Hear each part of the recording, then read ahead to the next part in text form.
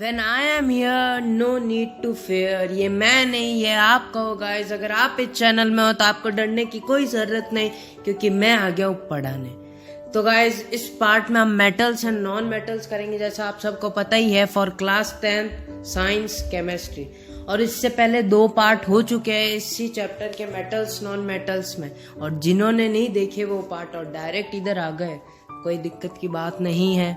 जरा description box में नजर घुमा के देख लेना एक बार, आपको उनके लिंक वहां पर मिल जाएंगे। और वो देखने के बाद पार्ट 3 में आ जाओ। और जिन्होंने वो पार्ट देख लिया है उनके लिए भी कोई दिक्कत की बात नहीं। चलो शुरू करते हैं आज की कथा। शुरू करने से पहले मैं कह दूं यार गाइस, जिन्होंने भी सब्सक्राइब नहीं किया है तो गाइस प्लीज सब्सक्राइब कर देना, लाइक कर देना और कमेंट जरूर करना। अपने ओपिनियन जो भी है अच्छे ही होंगे, पर कोई बात नहीं, कोई कमी भी निकले तो मुझे जरूर बताना, मैं उसको इम्प्रूव करने की कोशिश करूंगा। चलो चलते अपन शुरू करते हैं आज की कथा।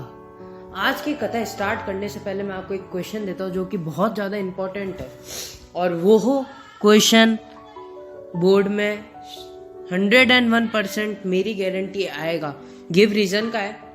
देखो, सोडियम जो है ना, सोडियम उसको हम केरोसिन ऑयल में ही क्यों रखते हैं? ऐसे खुला क्यों नहीं छोड़ देते? Give reason. जल्दी से कमेंट बॉक्स में आंसर दो, जल्दी, मैं वेट कर रहा हूं। जल्दी जल्दी जल्दी जल्दी जल्दी। अरे सबके आंसर सही, बहुत अच्छे, पर मुझे भी तो समझाना पड़ेगा, ये तो मेरा फर्ज है। चलो समझाते हैं। तो ध्यान से सुनना भाइयों और बहनों, अपन सोडियम को केरोसिन ऑयल में इसलिए रखते हैं क्योंकि सोडियम एक ऐसा मेटल है जो बहुत ज्यादा रिएक्टिव है। वो हर किसी के साथ में बहुत जल्दी रिएक्ट कर लेता है। सपोज अगर हम उसे खुले में छोड़ देंगे, खुले में अब क्या होती है? एयर, तो वो एयर के साथ भी रिएक्ट कर लेता है। और रिएक्ट करने के बाद पता है क्या करता है? आग लगा लेता है। तो ऐसे आग को बचाने के लिए अपन इसको सोडियम को किस में करते हैं? केरोसिन ऑयल में रखते हैं। तो ये था क्वेश्चन। चलो शुरू करते हैं आज का मेन कथा। आपके बुक में पेज नंबर 45 में एक सीरीज दी हुई होगी, लिखा हुआ होगा रिएक्टिविटी सीरीज। तो उस सीरीज में सबसे ऊपर लिखा हुआ होगा potassium, sodium, calcium, magnesium, aluminium, zinc, iron, lead, hydrogen, copper, mercury, silver, gold, ऐसा लिखा हुआ है ना। तो कुछ इसी प्रकार से लिखा हुआ है ना आपके? बिल्कुल कुछ इसी प्रकार से लिखा हुआ है। तो अब इस सीरीज का मतलब क्या है? और एक बात देखिए आपने, ये मेटल है, ये मेटल है, ये मेटल है, ये मेटल है, मैग्नीशियम, एल्यूमिनियम मेटल है, जिंक मेटल है, आयरन मेटल है, लेड मेटल है, ये नॉन मेटल है, ये मेटल है, ये मेटल है, मेटल है, मेटल है। तो यार सब मेटल है इस सीरीज में, लेकिन एक ही नॉन मेटल है, हाइड्रोजन। ऐसा क्यों? ऐसा क्यों क्यों क्यों? ये सवाल आपके मन में आ रहा है?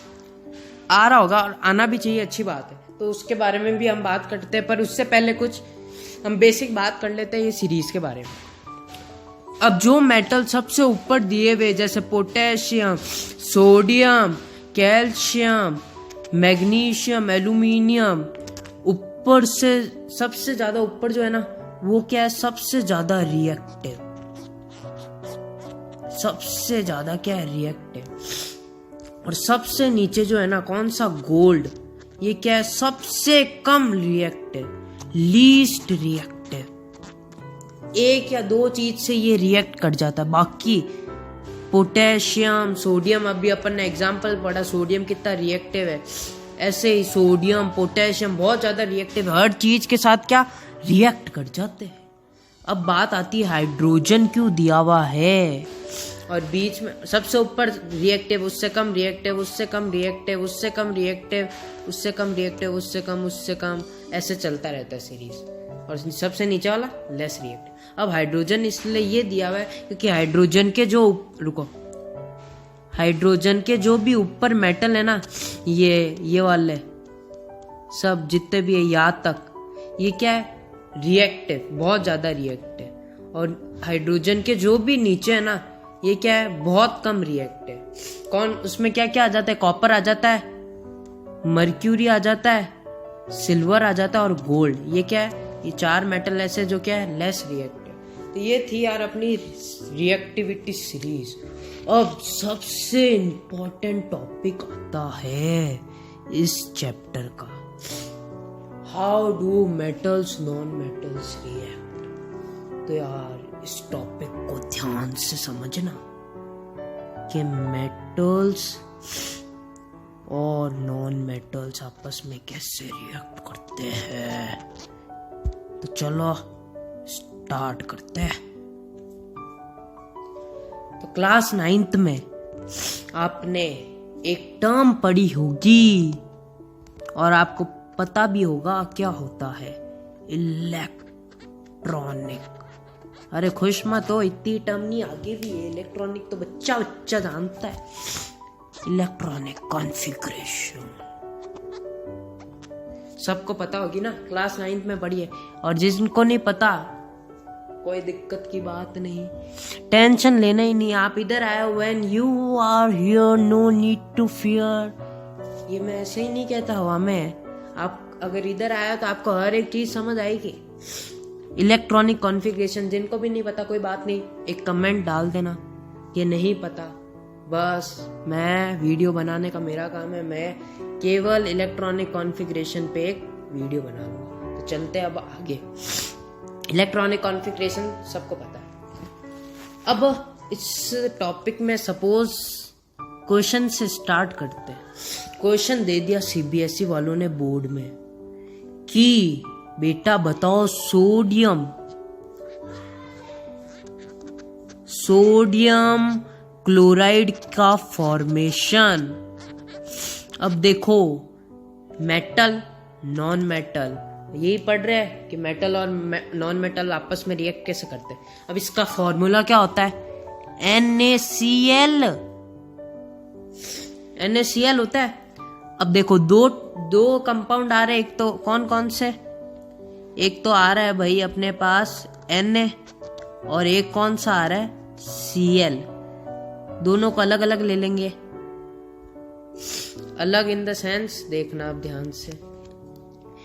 Na का एटॉमिक नंबर क्या होता है, जल्दी से बताओ, 11। और इलेक्ट्रॉनिक कॉन्फ़िगरेशन कैसे लिखेंगे, 281। बिल्कुल सही। अब ऐसे ही क्लोरीन का एटॉमिक नंबर क्या होता है। अगर ये क्वेश्चन करना है ऐसे, ये आते हैं, एक ना एक क्वेश्चन तो आएगा 3 से 4 मार्क्स का, लिख कर ले लो मुझसे। और ये क्वेश्चन अगर आपको करने हैं तो उसके लिए आपको एटॉमिक नंबर वगैरह सब याद होना चाहिए। वो आपने क्लास 9 में पढ़ा है, नहीं पढ़ा कोई दिक्कत की बात नहीं है, एक मैसेज पोस्ट कर लेना। तो अब क्लोरीन का देखते, क्लोरीन का क्या होता है 17 एटॉमिक नंबर। तो इलेक्ट्रॉनिक कॉन्फ़िगरेशन 287। अब ध्यान से देखना, ध्यान से, यहाँ से अपना मेन शुरू होता है। अब ये क्या थी, 281 सोडियम की। अब आउटर मोस्ट शेल में कितने, 1। और इधर Cl में आउटर मोस्ट शेल में कितने, 287, आउटर मोस्ट में 7। तो इधर क्या लिखो, इधर Na लिखो, इधर Cl लिखो। 1 है तो 1 इधर डॉट बना लो या कुछ भी बना लो, क्रॉस बना लेते, चलो क्रॉस बना लिया अपन ने, क्रॉस बना लिया 1, रुको 1 क्रॉस बना लिया। अब Cl में कितने, 7, दूसरे पेन से बना लेते ताकि समझ आ जाए। 1 2 3 4 5 6 7। अब ध्यान से देखना, किसी को भी स्टेबल होने के लिए कितने इलेक्ट्रॉन्स की जरूरत पड़ती है, 8 इलेक्ट्रॉन्स की। अब देखो इसके पास कितने, 7 है और इसके पास 1 है, तो क्लोरीन इससे क्या एक ले लेगा, एक इलेक्ट्रॉन इसके पास था तो ये भी स्टेबल हो गया। अब इसके पास एक भी नहीं बचा तो ये भी स्टेबल हो गया, और इसके पास 8 है तो ये भी स्टेबल हो गया।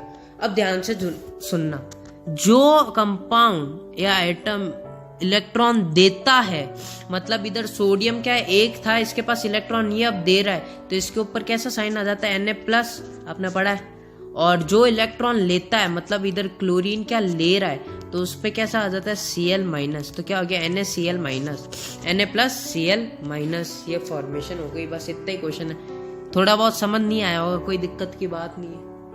एक और अपन एग्जाम्पल ले लेते हैं, कूट के बढ़े अपने पास। तो अब एग्जाम्पल क्वेश्चन में बोर्ड एग्जाम में आ गया कि मैग्नीशियम क्लोराइड का बताओ भाई साहब आप, तो किसका, मैग्नीशियम क्लोराइड। अब मैग्नीशियम क्लोराइड का अपन ऐसे लिखते हैं Cl2, MgCl2। अब ध्यान से देखना गाइस, इधर Mg कितने, एक ही है, पर इधर Cl कितने, 2 है, 2। तो अब क्या करेंगे अपन, ध्यान से देखना। पहले जो किया था वैसे तो उतने कर लो। Mg का एटॉमिक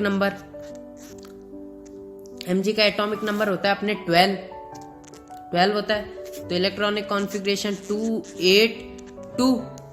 अब वैसे ही Cl दिया हुआ, Cl अभी अपन ने पढ़ा है 17, क्या हो जाएगा 287। इधर आ गया 7 बार और इधर आ गया 2, इधर लिख लो Mg2 1 और 2, और वैसे ही इधर Cl और Cl। अब 2 क्यों बनाया, देखो पहले वाले क्वेश्चन में तो ये NaCl था ना, उसमें तो अपन ने भाई साहब एक ही बनाया था। अब इसमें MgCl2 है, इसमें 2 क्यों बनाए, क्योंकि MgCl2 है 2, इसलिए अपन, अगर इधर 3 होता तो 3 बनाते, 4 होता 4 बनाते, जितने होते उतने बनाते। अब सपोज होता है Mg2Cl, तो Mg कितने बनाते, 2 बनाते ऐसे, इसलिए Cl 2 बनाए। तो क्या है 7 है, 1 2 3 4 5 6 7, 1 2 3 4 5 6 7। अब Cl को पेट भरने के लिए कितने, 8 इलेक्ट्रॉन चाहिए, पर अभी इसके पास कितने, 7 है, तो एक जो होगा वो तो इससे ले लेगा। अब इसको भी 8 चाहिए Cl को, तो ये भी ले लेगा। तो सब स्टेबल हो गए, ये स्टेबल हो गया, ये स्टेबल हो गया, ये स्टेबल हो गया और ये स्टेबल हो गया। तो क्या हो गया, Mg ने तो दिया, इसका पॉजिटिव आ गया, ये तो पॉजिटिव आ गया। अब क्या है, Cl ने तो लिया है, तो Cl2 माइनस, ठीक है, ये समझ आ गया, बहुत इजी था। अब ये दो एग्जाम्पल अपन ने लिए, इससे हम एक नाम से जानते हैं, और वो नाम बहुत ज्यादा इंपॉर्टेंट है गाइस।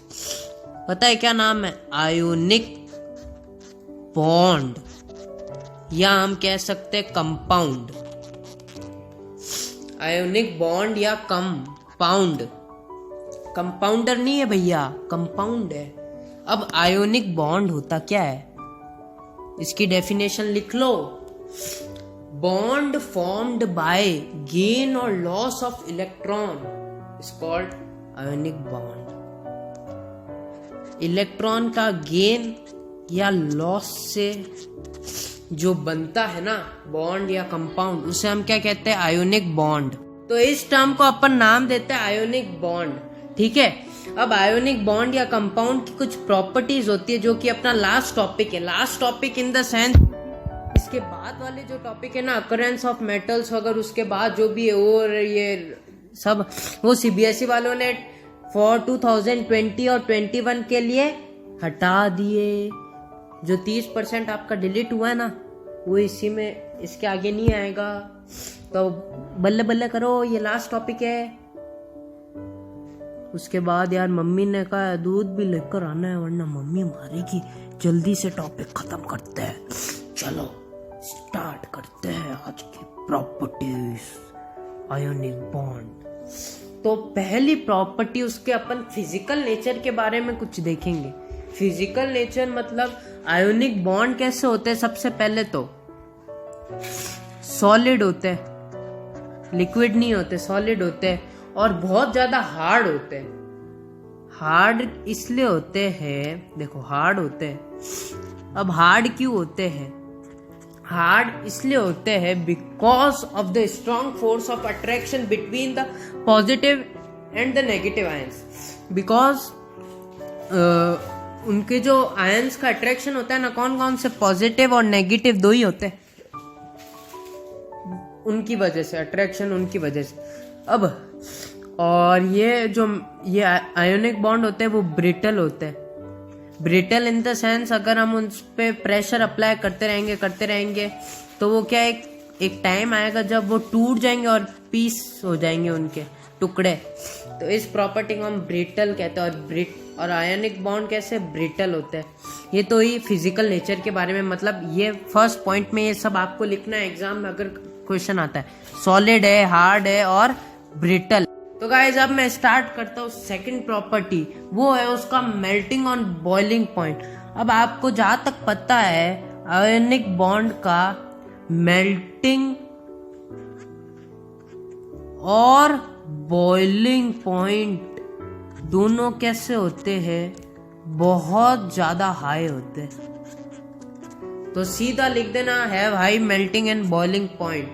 और अगर पूछे क्यों तो लिख देना because a considerable amount of energy is required to break strong inter ionic attraction. क्योंकि एक अमाउंट ऑफ एनर्जी उनको चाहिए होती है, ठीक है, वो तोड़ने के लिए इंटर आयोनिक अट्रैक्शन। अब तीसरी प्रॉपर्टी जो है वो है सॉल्युबिलिटी। अब इलेक्ट्रोवैलेंट कंपाउंड्स जो होते हैं ना, वो तो क्या होते हैं, वाटर में H2O में सॉल्यूबल होते हैं, ठीक है। और पर ये केरोसिन, पेट्रोल, इनमें क्या होता है, ये इनसॉल्यूबल होते हैं, इनसॉल्यूबल होते, ठीक है। कौन से, इलेक्ट्रोवैलेंट। देखो मैं नाम लिख रहा हूं, इलेक्ट्रोवैलेंट क्या होते हैं, पानी में तो क्या होते हैं, सॉल्यूबल होते हैं, लेकिन केरोसिन और पेट्रोल में कैसे होते हैं, इनसॉल्यूबल। तो यहाँ पर गाइस अपना चैप्टर होता है खत्म। अब मुझे लेकर जाना है दूध, मतलब लेकर आना है वहां से। तो यार जाने आने में टाइम लगेगा और मम्मी को पता चल गया ना मैं अभी तक लाया नहीं हूँ तो यार बहुत डांटेगी। हाँ ला रहा हूँ, उरे उरे जाता हूँ भाई। नहीं रुको रुको रुको रुको यार, सब्र करो। सब्सक्राइब कर देना, लाइक कर देना, कमेंट जरूर कर देना। बाय।